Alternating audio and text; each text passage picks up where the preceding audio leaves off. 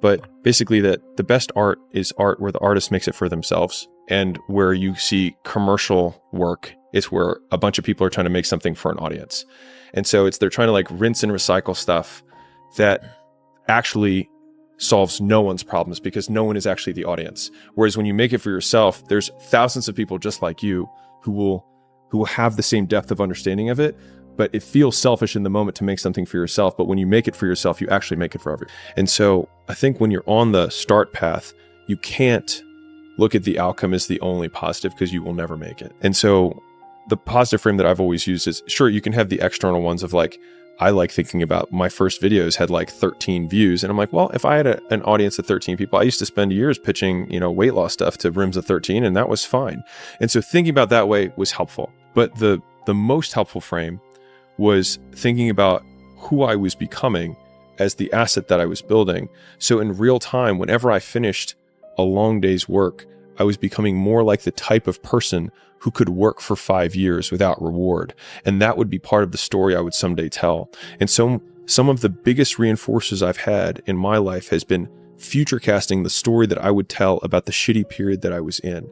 Like I remember when I was sleeping on the floor at my gym because I didn't have enough money for 2 rents. And I was like, I will fucking tell this story. And when I lost everything for the first time, I have the screenshot of the bank account. Like when I show it, people are like, oh, look, there's that thing. But they forget that there was a person who screenshotted it to be like, this won't fucking happen again. And I think having a larger narrative of where you're ultimately going, one, gives you the vision of where you're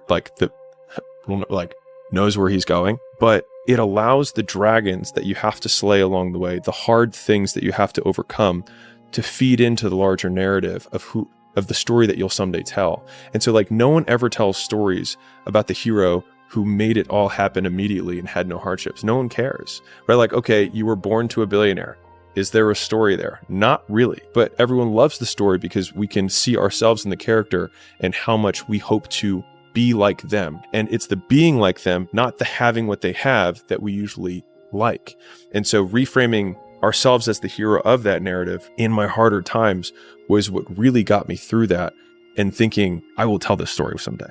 I want to give you the single easiest razor to predict my behavior. And I said, whatever will be the most epic story is the thing that I will most likely do. And so oftentimes the most epic story is not the shortest outcome to victory. It's the long saga that results in this big thing later eventually. And I was like, if you ever want to know, if you're like, I'm not sure what he's going to do in this situation, just wonder what the most epic story to tell would be. And that's usually what I will do. And I don't know if that's self-aggrandizing, but that's genuinely my razor for even making the big decisions about, okay, I'm going to sell Gym Launch. I'm going to marry Layla. I'm going to slum it and live at the gym. I'm going to fly around and do turnarounds. I'm going to start this whole idea of a media company that just gives exclusively. But like, how do I put all these together? It's like, well, what would be the most epic story? And I thought of this idea of just like, when I think about who that story I want to tell is this billionaire that documented the entire thing the whole way and just gave. Because I always thought, I was like, I wish that Elon Musk and Warren Buffett and all these guys would have and Jeff Bezos would have just I would love to have seen 1997 Amazon content. And a lot of the content in terms of it's getting 5 views. It's it's okay because when we make it, they're going to come back and watch this. So I don't need them to watch it today. I want them to know that it's here when I do. And I think that got me out of the loop of it. I have to win right now. And then every one of them is just dropping a kernel or a breadcrumb for future me to refer back to. It won't get harder. This is the hardest part. And so if you can just make it through this, everything else is downhill. It's not that the things that the dragons are going to slay aren't going to get bigger. They are. But you become so much more equipped to slay them back. And you have so many more allies. You have people in the stands cheering for you. You have the audience. You have all of these other things that are behind you. But at the beginning, it's just you with a stick against a bear. And arguably that fight is a harder fight to win than beating a dragon when you have a nuclear bomb and 6 nations behind you. And so it's not even the size of the hardship. It's just also the resources and how few of them you have, and how so much of the beginning is literally burning the one thing you have, which is time, because you have no leverage. You don't have the money to pay other people to help you. You don't have the resources to go get someone no one can learn it for you. It's like there's a lot of the things that we care about a lot. Like no one can work out for you. Doesn't matter how much money you have. No one can learn skills for you. And so in the early days, like it feels so painful because you're like, you look around to see who can help you. And then you're like, fuck, it's me again. And I think getting comfortable with the idea that each of these things, kind of like Slumdog Millionaire, if you've seen that movie where I'll give you the TLDR. He goes through his entire life of randomness, and then he gets on the Who Wants to Be a Millionaire version in India. And it has 12 questions to make $1 million. And from only 12 random experiences in his life that seemed meaningless at the time, was he able to answer all of the questions and then ultimately win. The skills that you develop along the way, like Steve Jobs learning calligraphy that then became Apple fonts that, transformed how we type. Those early days, that little trench winning in the weeds, oftentimes gives you these huge advantages later on because you have more context than anyone else. And so rather than lament them and hate the fact that you're going through it, remembering that these will be arrows that you put in the quiver that you're going to be using to slay the future bigger dragons. And so expecting it to be easy is what makes it much harder than it ever is. Because in the early days, hard was, ooh, stop. This isn't good. I should, this is a warning sign. This is a red flag. I should slow down, or I should stop, I should pivot. But the more I think about it as a competitive landscape, as I'm clear on what this path is supposed to look like, and these rocks and these dragons are things that I'm going to have to slay along the way to get the princess or get the treasure, I get happier about the harder it is because I know that no one else will follow. It's a selection effect. And I think if you can shift from this is hard to no one else will be able to do this, then it flips from being this thing that you're like, oh, poor me, to oh, poor everyone else who's going to have to fucking try. Yeah. And I think that is so much more motivating as a frame for the exact same circumstance. Like the amount of times when I was on my lonely path where I was too different from the friends that I had, but not successful enough to be friends with the people that I wanted to be friends with. That's when you want people to root for you. That's when you want people to support you. Once you've already won, people are like, he's amazing, he's so good. But like, that's the time when you need it the least. And so you always have to be the person who roots for you before everyone else does. And it's usually a single clap in the auditorium for a very long period of time. It is a slow clap that's just you rooting for you. And that visual, I think, is one that you can kind of take because it is, people struggle to do things alone. And the path of the exceptional person is one of an exception, which means that you are not with other people. And rather than fighting that or bemoaning it, see it as an indicator that you're on the right path.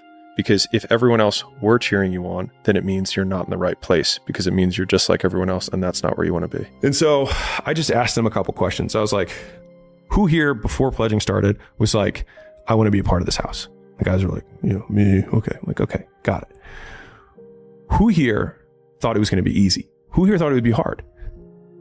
They raised their hands. I'm like, guys, this is what hard feels like. And all of a sudden, there's just like this big exhale in the room. They're like, expectations get reset. This is normal. You wanted this thing. You expected it to be hard. Reality now matches conditions. Sorry, expectations now match conditions. This is what hard feels like. And then all of a sudden, it's like they got permission to feel shitty. And by getting permission to feel shitty, they stop feeling it. And the next one is like, what if we confront it and say, like, what if they're right? Now what? Because I think a lot of effort gets put into trying to deny reality. Right? Like there's this clip that I shared from Tom Bilyeu, and he was talking about how he gets made fun of for his ears being big. Right. And I think it's a really good clip because his point that he was making, because it's such a visual, easy example for people to understand. He's like, is that it's true. I do have big ears. And so that's like if they're like, you have no right to be making content. Are they right? Okay. And yeah. I'm still going to do it anyways. Because the thing is, like, one of the things that I had earlier on in my career was like, I didn't think I was a really good person. Like, I was like, I'm not a good person. Yeah, like some people are like, yeah, I just had that, right? And I had a history, whatever. And one of the things that gave me a lot of respite or relief from that kind of thought process was like, that's okay. Because I can still do the things that create success and not deserve it and still get it. And that actually felt very powerful for me. Because it was like, I don't have to deserve the success. I can still just do the stuff that gets it. It's like, you don't have to deserve the girl, but you can still do the things that get her. And do you deserve her when you have her? I don't know. Who knows? I hate the word deserve to begin with, right? Yes. But like that concept, because also I could segue into like gratitude around like, if you think you deserve it, then you don't enjoy it. But that has been super powerful for me, which is like, what if they're right? And because a lot of people are just they spend so much effort trying to fight the fact that the comments might be right. This might have been a fucking terrible thumbnail. Yep. You know what? This might have been a boring video. This post might have been regurgitated content. This post might have been inspired too closely by someone else's post, right? What if they're right? And does it make me a piece of shit? What if it does? And I hear stats like that and I just think, man, it is so easy to win. Like that. I mean, like when I hear that, that's exactly what I think. I'm just like, man, for everyone who's like struggling to win, it's like most of the pain that people experience is purely in their own minds. And so to your point, I think there's an interesting one between like burnout versus hard. And so like for me, burnout is when I would define it as my output per unit of time decreases. So I can see that that's measurable, right? Now, like I can say like number of pages that I edit or the quality of the content that I create, like my output per time, like the team knows when I'm like 6 hours, 7 hours into recording something, they're like, I literally start like slumping. You're like physically, I just start like slumping and I like my cadence isn't as like, I'm just not as sharp, right? There's that versus emotional burnout, which I think people mislabel as burnout when really it's just like they don't know how to reframe reality. And so what it really is they got a comment on a post that bugged them. And like, again, it's like pulling it from the shadows. It's like, no, this stuff doesn't work. It's like, hold on. What's the one voice that actually is coming through? What is the real thing? Well, there was this comment. Okay, great. It's embarrassing to even have to say that. But when you say it, then you admit it and all of a sudden you put it in the light and the shame kind of starts to evaporate, because then you can name it and be like, is this comment bigger than my future? Is this comment bigger than me? And one of the things that that has helped me was saying like, what's true about this? You stay in poverty until you learn the first lesson of poverty, which is 2 words, my fault. And so when I was younger, I was really angry at my parents, like many people are, right? Justified or not, doesn't really matter. I was very angry and I blamed them for the woes of my life. And I realized when I was 19 that these people that I hated, I was giving all the power over the fact that I wasn't the person I wanted to be.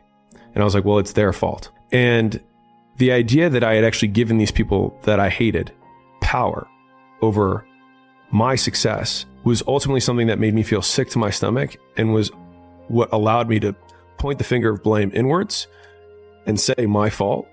And then at least take ownership over the fact that sure, maybe your dad didn't hug you enough, or maybe your mom wasn't present, or whatever it is, right? It's like, and like, I said this the other day, and it'll probably piss off a lot of your audience. So, we can put our soft earphones on.